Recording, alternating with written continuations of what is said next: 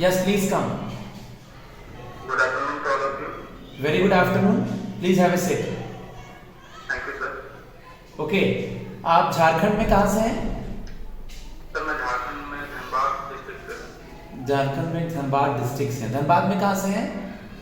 Sir Dhanbad में नेरसा प्रखंड के अंतर्गत मेरा गाँव है। ओके। कौन है अभी झारखंड का गवर्नर? सर झारखंड का गवर्नर वर्तमान में महामहिम श्री रमेश सर। रमेश व्यास जी हैं। झारखंड में कुल कितने डिस्ट्रिक्ट्स हैं? झारखंड में अभी कुल 24 जिले हैं। ओके। झारखंड कब अलग हुआ बिहार से? सर झारखंड मेनली 15 नवंबर 2000 को झारखंड बिहार से अलग हुआ। 15 नवंबर को मोदी जी ने कुछ घोषणा की है कोई डे मनाने के लिए? जी सर 15 नवंबर को झारखंड में श्री भगवान बिरसा मुंडा की जयंती मनाया जाता है। इस दिवस का पर प्रधानमंत्री नरेंद्र मोदी जी ने इसे जनजातीय गौरव दिवस के रूप में मनाने का निर्णय लिया। कि झारखंड में नक्सलिज्म का क्या हाल है अभी? झारखंड में अभी कुल 24 में से 13 जिले नक्सल प्रभावित इलाके हैं, जिनमें झारखंड सरकार तथा केंद्रीय सरकार ने मिलकर बहुत सारी योजनाएं चलाई हैं।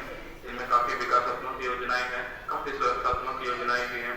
विकासात्मक योजनाओं में केंद्र सरकार की ओर से जनजाति युवाओं के लिए एक रोशनी योजना, जिसके तहत उनके कौशल विकास के लिए काम किए जा रहे हैं, तथा और भी बहुत सारे काम सरकारी हमारे राज्य सरकार के द्वारा किए जा रहे हैं। जिनमें से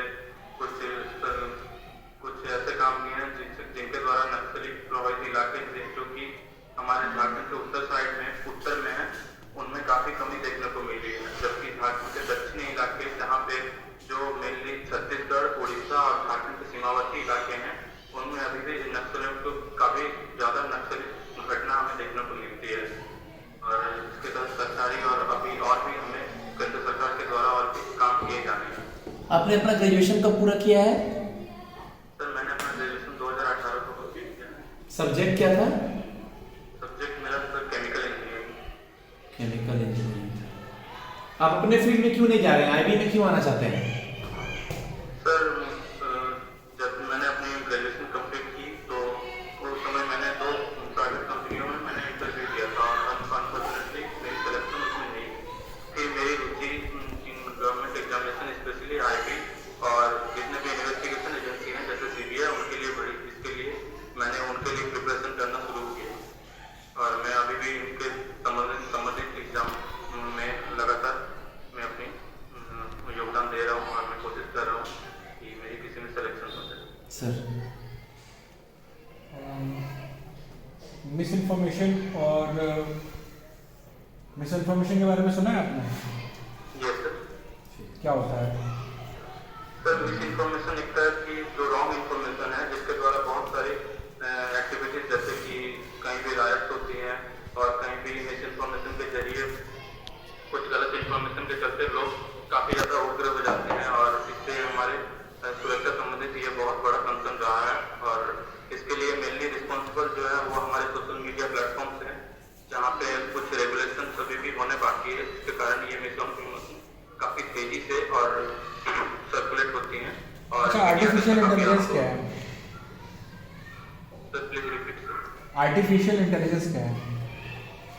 सर आर्टिफिशियल इंटेलिजेंस अभी वर्तमान में एक टेक्नोलॉजिकल एडवांस हुआ है, जिसमें हमारे सारे काम जो ह्यूमन इंटेलिजेंस जो हम करते हैं, उसके अलावा अभी जो रोबोटिक्स हैं, उनमें रोबोटिक्स का काम काफी ज्यादा लिया जा रहा है और इनके इस्तेमाल काफी कंस्ट्रक्टिव पर्पस के लिए भी होते हैं और इलीगल पर्पस के लिए भी होते हैं। आर्टिफिशियल इंटेलिजेंस की हेल्प से हम अपने इंटरनल सिक्योरिटी को कैसे स्ट्रॉन्ग कर सकते हैं?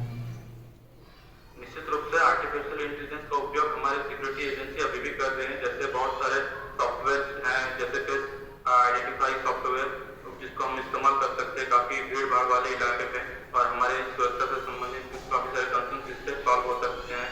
इसके अलावा हम ड्रोन का इस्तेमाल कर सकते हैं, जहाँ हमारी सिक्योरिटी बहुत ज्यादा भीड़ भाड़ वाले इलाके या नक्सल प्रभावित क्षेत्र जहाँ बहुत ज्यादा डेंस फॉरेस्ट है, उस एरिया की टोपोग्राफी को जानने के लिए जब हम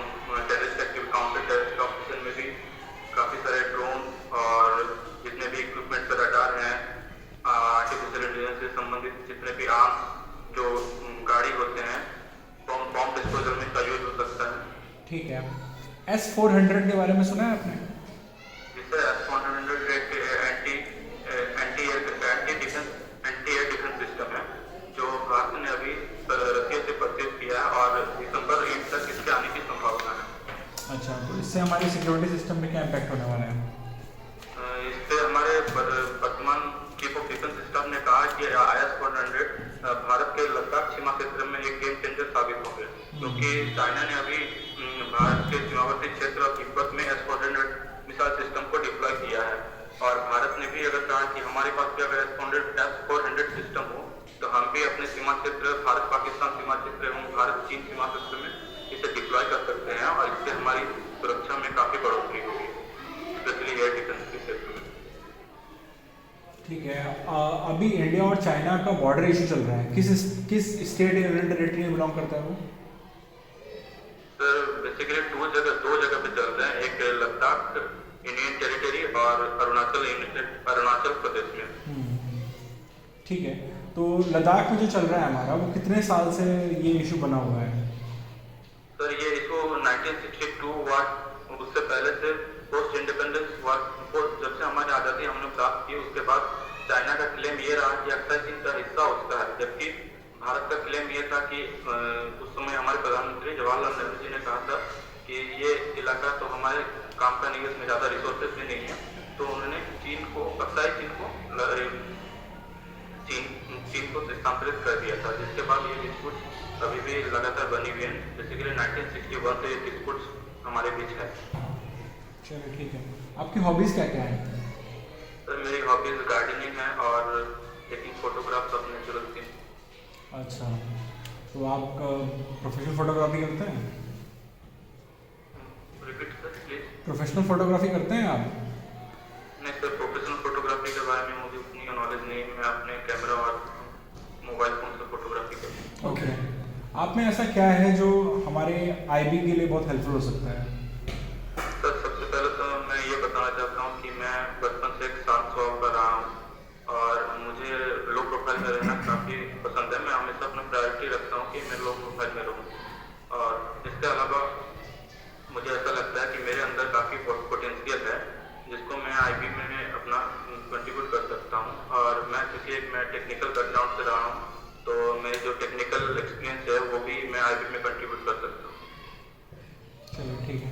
ओके, आप मुझे बताइए रंजन कि अभी फिलहाल हमारे यहाँ आपने सुना होगा कि दोबारा से एक आउटडेटेड बोल रहा हूँ, दोबारा से एक updated version of corona virus आ रहा है, उसका क्या नाम है?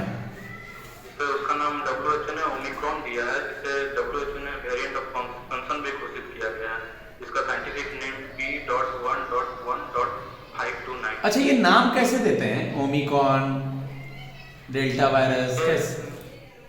WHO ने ये एक पद्धति अपनाया था कि जितने भी ग्रीक लेटर्स है alpha, beta, gamma, epsilon, omega, nu, और इनका नाम इसी तरह से ग्रीक अल्फाबेट के नाम से दिया गया है। ओके, अभी 2022 में किस किस राज्यों में चुनाव होने वाला है? 2022 राज्यों में 5 राज्यों में चुनाव होने वाले हैं। पंजाब, उत्तर प्रदेश, गोवा, उत्तराखंड और सर एक 7 जगह होने वाला है। गुजरात भी है, मणिपुर भी है। ओके, वो सर एंड में होने वाला है। एंड में, हाँ, 2022 के एंड में होने वाला है। ओके, आप मुझे बताइए कि अभी कुछ दिनों पहले त्रिपुरा इशू न्यूज में था। त्रिपुरा से फिर वो महाराष्ट्र से लेकर के वो दिल्ली तक उसकी मीटिंग वगैरह हुई, क्या हुआ था त्रिपुरा में? सर ये घटना एक्चुअली त्रिपुरा से नहीं स्टार्ट हुई, ये घटना बांग्लादेश से शुरू हुई। बांग्लादेश में दुर्गा पूजा के दौरान हिंदुओं के खिलाफ काफी हिंसा की घटना हुई, जिसके विरोध में त्रिपुरा में कुछ हिंदूवादी संगठनों ने इसके खिलाफ एक रैली निकाली थी और इस रैली में काफी सारे मिस इन्फॉर्मेशन और जो मीडिया अकाउंट्स हैं उन मीडिया अकाउंट्स में कुछ गलत इन्फॉर्मेशन फैलाई गई, जिसके बाद ये एक दंगे का रूप लिया त्रिपुरा में। इसके विरोध में कुछ मुस्लिम संगठनों ने महाराष्ट्र में अमरावती, यवतमाल और वाशिम जैसे इलाकों में इन्होंने एक प्रोटेस्ट निकाला था, जो अगले दिन फिर वो हिंसक रूप ले लिया, जिसके बाद केंद्र सरकार और राज्य सरकार में बीच मीटिंग हुई और ये मामला फिर एक दिन बाद शांत हुआ। भारत का दूतावास और देशों में होता है और देशों का दूतावास भारत में भी होता है, ऐसा क्यों है? सर ये भारत के कई लोग विदेश घूमने जाते हैं और विदेश के बहुत सारे लोग भारत घूमने आते हैं। पहला पर्पज तो ये होता है कि जो विदेशी लोग भारत में आते हैं और भारत के लोग विदेश में जाते हैं, उनको एक हेल्प प्रोवाइड करना दूतावास का एक काम होता है। दूसरा काम होता है भारत सरकार के बीच और वहाँ की जो विदेश में जो सरकार है, उन सरकारों के बीच एक कोऑपरेशन बनाना, और जो भी कुछ इंफॉर्मेशन होती है किसी भी वीजा से रिलेटेड या कुछ अलग इश्यूज होते हैं, तो उनके बीच एक कोऑपरेशन बनाना इनका काम होता है।